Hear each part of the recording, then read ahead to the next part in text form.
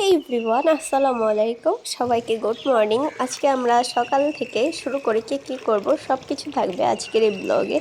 যদিও আজকে আমার আম্মু বাজারে যাবে, আমাদের ফেমাস কলাতিয়া বাজারটাকে ঘুরে দেখাবো ইনশাআল্লাহ। আমাদের রঙ্গন ফুল গাছে বাটারফ্লাই আসছে, আর প্রতিদিন সকালবেলা এসে আপনাদেরকে আম করানোটা দেখায়। আপনাদের কেমন লাগে অবশ্যই কমেন্টে জানাবেন।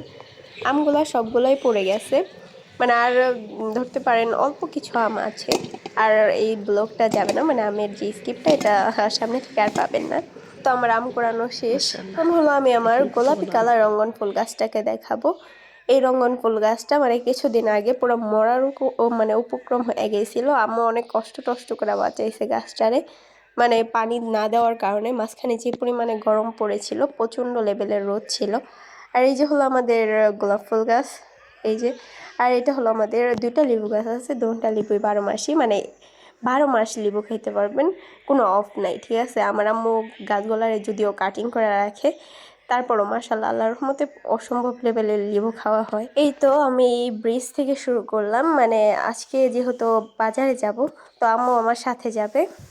আমাদের এই রানীগঞ্জ এই জায়গাটা কিন্তু অনেক সুন্দর। এটা শহর সাইড না, এটা একদম মানে একদম গ্রাম সাইড। আপনি আসলে পুরো মনোমুগ্ধকর মানে পরিবেশে পুরা মানে হয়ে যাবেন, পাগল হয়ে যাবেন। মানে কলাতিয়ার ওই সাইডটা একটুখানি শহর হয়ে গেছে যদিও, কিন্তু আমাদের রানীগঞ্জের এই সাইডটা রামের কান্দা, তারপর রোহিতপুর, এইসব জায়গা দিয়ে মনে করেন যে গ্রাম্য সাইড।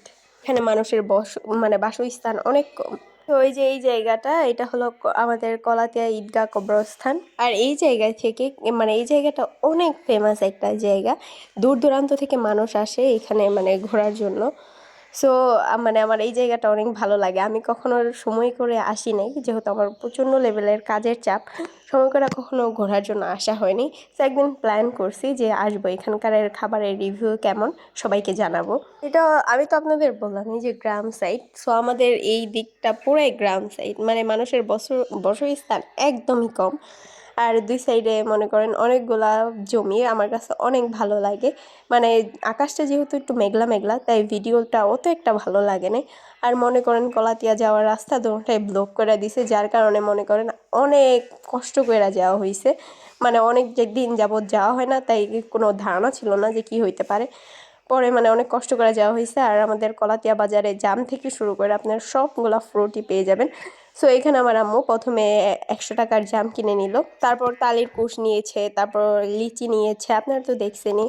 এখন আম্মু বাজারের ভিতরে যাবে বাজার করার জন্য। আর আজকে যেহেতু শনিবার, সব মানে কোরবানির বন্ধ ছিল, আজকে সবকিছু খুলেছে। আর এমনিতেও প্রচণ্ড লেভেলের জ্যাম ছিল। তো এখানে আমার আম্মু কিছু সবজি কিনবে, যেহেতু মানে কোরবানির বন্ধ ছিল সবকিছু, আজকে আমার আম্মু সব বাজার করতে হবে। এই তো আমরা আমাদের বাজার শেষ, গাড়িতে উঠে পড়েছি লিচি টিচি নিয়ে, সব কিছু নিয়ে। উফ, এত পরিমাণে জ্যাম ছিল আর কি বলবো।